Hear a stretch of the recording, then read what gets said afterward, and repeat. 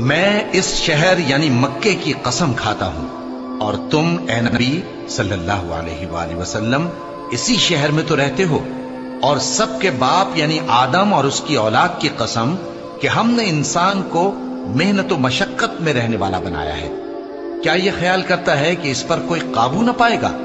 کہتا ہے کہ میں نے بہت سا مال برباد کر دیا، کیا اسے یہ گمان ہے کہ اس کو کسی نے دیکھا نہیں؟